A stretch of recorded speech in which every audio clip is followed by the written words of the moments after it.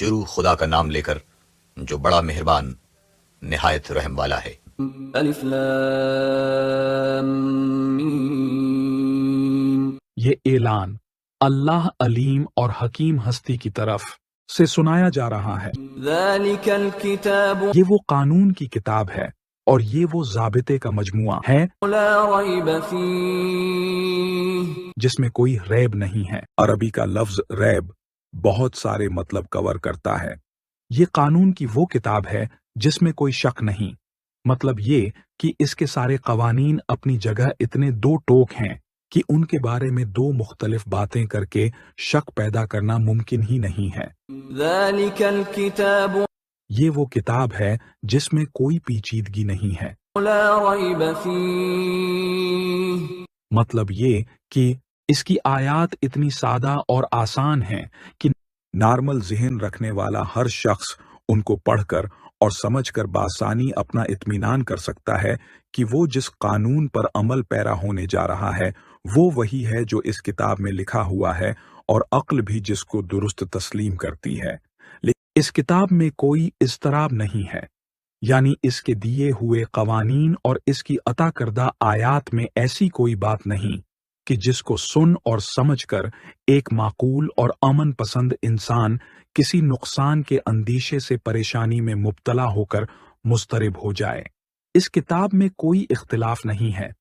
اس بات کا ایک مطلب یہ کہ پورے قرآن میں کوئی سی ایسی دو آیات کی نشاندہی کرنا ناممکن ہے کہ جو ایک دوسرے سے ٹکراتی ہوں یا ایک دوسرے کی مخالفت کرتی ہیں، اور دوسرا مطلب یہ ہے کہ ان قوانین میں اور ان آیات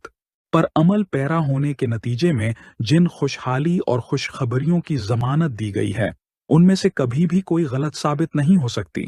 اگر ایسا ہو جائے تو یہ ایک بہت بڑا اختلاف اور بہت بڑا ریب سمجھا جائے گا۔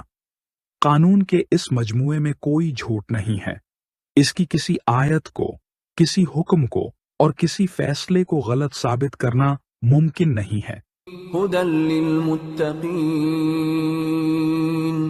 یہ کتاب ہدایت ہے، یعنی ہدا ہے، مطلب یہ کتاب ایک واضح اور روشن راستہ ہے جس پر منزل دور سے بالکل صاف نظر آ رہی ہے،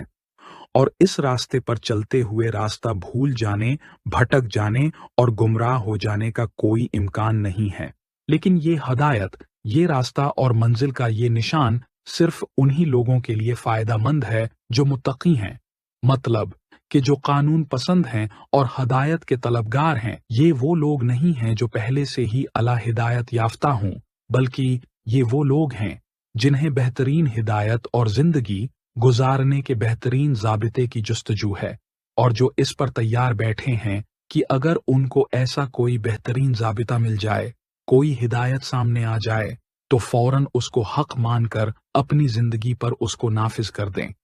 سورہ بقرہ کی اس تیسری آیت کا براہ راست تعلق دوسری آیت کے آخری لفظ متقین سے ہے۔ الذین یؤمنون بالغیب، الذین، یہ وہ لوگ ہیں۔ قرآن مجید میں جب بھی کوئی جملہ الذین سے شروع ہوتا ہے تو مطلب کہ کچھ لوگوں کا ذکر پہلے کسی آیت میں یا پچھلی کچھ آیات میں آ چکا ہے، اور اس سلسلے کو اللہ تعالیٰ اس آیت میں آگے بڑھا رہا ہے۔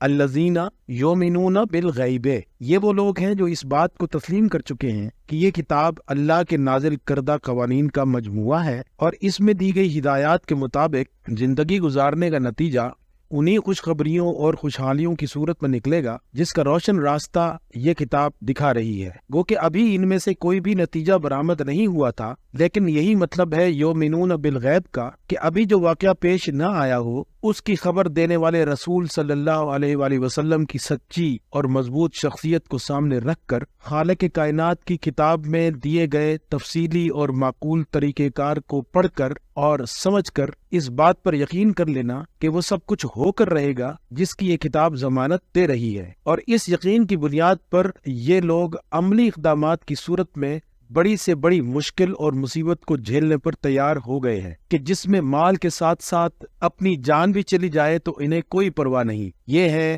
الذین یؤمنون بالغیب۔ الذین یؤمنون بالغیب، یعنی مستقبل میں پیش آنے والے حالات و واقعات پر ان کی عقلی اور عملی اور شعوری تفصیلات کو بنیاد بنا کر زمانہ حال میں یقین کر لینا کہ یہ سب واقعات عین اسی طرح پیش آ کر رہیں گے، ایمان بالغیب کہلاتا ہے۔ وَيُقِيمُونَ الصَّلَاةَ الذین یؤمنون بالغیب ویقیمون الصلاۃ، یہ وہ لوگ ہیں جو اس بات پر بھی آمادہ ہو چکے ہیں کہ صلاۃ کے نام پر جس نظام کی تفصیل اللہ نے اس کتاب میں جگہ جگہ بیان فرما دی ہے، اسے 100%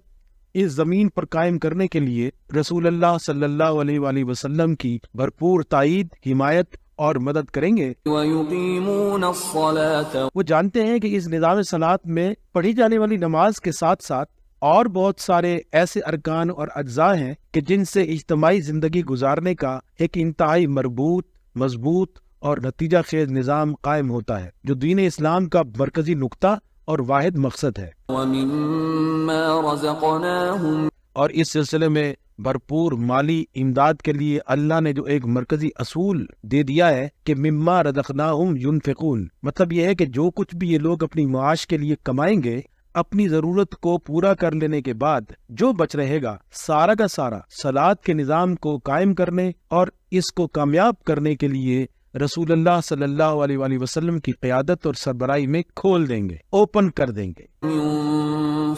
ينفقون، یہی مطلب ہے عربی کے لفظ نفقہ کا۔ نفقہ ایک سرنگ کو کہتے ہیں جو دونوں طرف سے کھلی ہوتی ہے، اور مما رزقناہم ینفقون کا مطلب مال خرچ کرنا نہیں، بلکہ جو بھی مال ضرورت پوری کرنے کے بعد بچ جائے اسے یوں کھول کے رکھ دینا کہ جس کو ضرورت ہو وہ ایک طرف سے آئے، اپنی ضرورت پوری کرے اور دوسری طرف سے چلا جائے۔ لیکن یہ سب کچھ ہوگا قرآن مجید کے مربوط نظام صلاۃ کے ماتحت، یہ انفرادی طور پر نہیں ہو سکتا۔ سورہ بقرہ کی آیت نمبر 4 اسی طرح سے آیت نمبر 3 سے جڑی ہوئی ہے جس طرح سے آیت نمبر 3 آیت نمبر 2 سے جڑی ہوئی تھی۔ بات یوں چلی آ رہی تھی کہ ذالک الکتاب لا ریب فیہ، یہ وہ کتاب ہے جس میں کوئی ریب نہیں ہے، ھدی للمتقین، ہدایت اور رہنمائی ہے متقین کے لیے۔ اس مقام پر متقین کا نام لیا تو اگلی 3 آیات میں ان کی خصوصیات بیان کی جا رہی ہے۔ الذین یؤمنون بالغیب، یہ وہ لوگ ہیں جو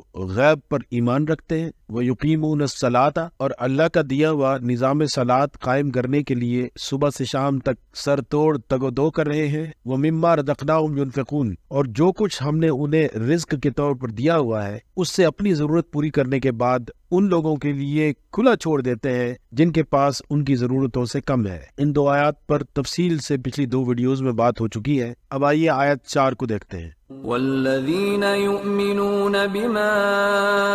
انزل الیک، والذین یؤمنون بما انزل الیک، اور یہی وہ لوگ ہیں جو اپنے عمل سے ثابت کر رہے ہیں کہ یہ قرآن تم پر اللہ کی طرف سے نازل کی ہوئی کتاب ہے جس میں خود انہی لوگوں کے لیے زندگی ہے۔ یؤمنون عربی زبان میں فعل کا صیغہ ہے، یعنی کسی کام کا کیا جانا۔ دوسرے لفظوں میں یہ وہ لوگ ہیں جو ایمان لانے کا کام کرتے ہیں۔ یومنون کا مطلب ہے کہ ایمان لانے کو پریکٹیکلی ایگزیکیوٹ کرنا یا ایگزیکیوٹ کر کے دکھانا۔ اب اللہ تعالیٰ کہہ رہا ہے کہ یومنون، تو مطلب یہ کہ یہ لوگ صرف کہہ کر نہیں رہ جاتے، ان کے اصل ثبوت یہ عملی صورت میں دیتے ہیں، ورنہ آیت ممکن ہے اس طرح سے ہوتی کہ والذین یقولوا آمنا بما انزل علیک وما انزل من قبلک، لیکن ہم دیکھ رہے ہیں کہ اس جملے میں قولاً یقولو کا کوئی صیغہ استعمال نہیں ہوا، اور ایمان لانے کا کام کرنے کا اس کے علاوہ اور کوئی مطلب نہیں ہو سکتا کہ جو عہد ان لوگوں نے رسول اللہ صلی اللہ علیہ وآلہ وسلم سے کیا ہے اس کے مطابق زندگی گزارنے کا عملی ثبوت یہ ہر لمحے دے رہے ہیں۔ وما انزل من قبلک، اور اگلا جملہ ہے کہ وما انزل من قبلک، اس کا مطلب ہے کہ یہ لوگ اس بات کو بھی تسلیم کرتے ہیں کہ اے رسول جو کچھ ہم نے آپ پر نازل کیا ہے یہی سب کچھ آپ سے پہلے رسولوں پر بھی نازل کیا گیا تھا۔ یہ ایک بہت بڑے اور آفاقی اصول کا بیان ہے کہ اللہ کی طرف سے جو دین انسانوں کے اوپر شروع سے لے کر آج تک نازل کیا گیا ہے وہ ہمیشہ ایک ہی رہا ہے۔ وبالآخرۃ هم یوقنون،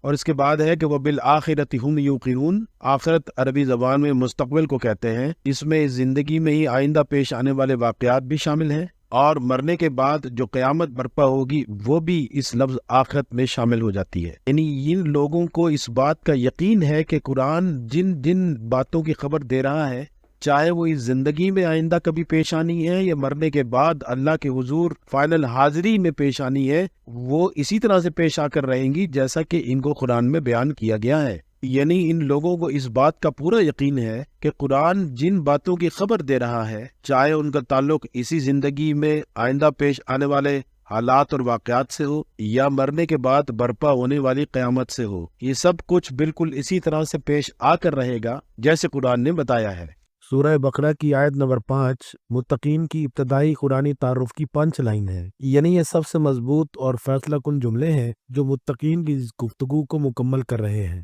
پچھلی 4 آیات کا خلاصہ ہے کہ ذالک الکتاب لا ریب فیہ، یہ وہ کتاب ہے جس میں کوئی ریب نہیں ہے، ھدی للمتقین، ہدایت اور رہنمائی ہے متقین کے لیے، الذین یؤمنون بالغیب، یہ وہ لوگ ہیں جو غیب پر ایمان رکھتے ہیں، ویقیمون الصلاۃ، اور اللہ کا دیا ہوا نظام صلاۃ قائم کرنے کے لیے صبح سے شام تک سر توڑ تگ و دو کر رہے ہیں، ومما رزقناہم ینفقون، اور جو کچھ ہم نے انہیں رزق کے طور پر دیا ہوا ہے اس سے اپنی ضرورت پوری کرنے کے بعد ان لوگوں کے لیے کھلا چھوڑ دیتے ہیں جن کے پاس ان کی ضرورتوں سے کم ہے۔ اور پھر چوتھی آیت میں ہے کہ والذین یؤمنون بما انزل الیک وما انزل من قبلک وبالآخرۃ ھم یوقنون، کہ یہی وہ لوگ ہیں جو آپ پر نازل ہونے والے قرآن کو حق تسلیم کرتے ہیں، یعنی آپ کو اللہ کا رسول مانتے ہیں اور اس کتاب کو اللہ کی کتاب مانتے ہیں، اور یہ بھی تسلیم کرتے ہیں کہ جو دین آپ پر نازل ہوا ہے آپ سے پہلے آنے والے رسولوں پر بھی اللہ نے یہی دین نازل کیا تھا، یعنی اللہ کا دین شروع سے آج تک ناقابل تبدیل ہے۔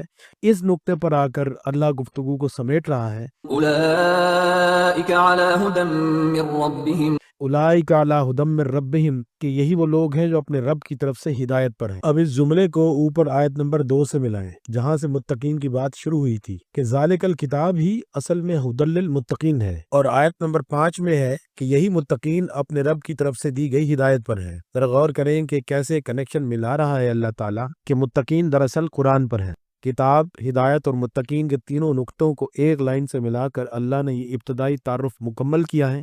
اور پھر کہا واولئک ھم المفلحون، کہ اولئک ھم المفلحون، کہ یہی وہ لوگ ہیں جو مفلحون ہیں۔ فلاح عربی زبان میں اس کسان کو کہتے ہیں جو کھیتی باڑی کے تمام مراحل سے درجہ بدرجہ پوری محنت اور جانفشانی سے گزرتا ہے اور آخری نتیجے کے طور پر بہترین اور بھرپور فصل زمین سے نکال کر لے جاتا ہے۔ فلاح کی جمع مفلحون ہے، اور اللہ تعالیٰ یہ کہہ رہا ہے کہ جو لوگ اپنے اندر تقویٰ کا ایٹیچیوڈ پیدا کر کے اس کتاب کے اوپر اپنی زندگی گزارتے ہیں تو یہی متقین تمام مراحل سے درجہ بدرجہ گزریں گے، تمام قوانین کے تحت اپنی زندگی کے معاملات ایک کے بعد دوسرے سے جوڑ کر ایک کے بعد دوسری کامیابی حاصل کریں گے، اور آخر کار وہ باقی لوگوں کے مقابلے میں بہترین اور بھرپور فصل زمین میں سے نکال کر لے جائیں گے۔ 5ویں آیت کے اختتام کے ساتھ ہی متقین کا ابتدائی قرآنی تعارف بھی مکمل ہوا۔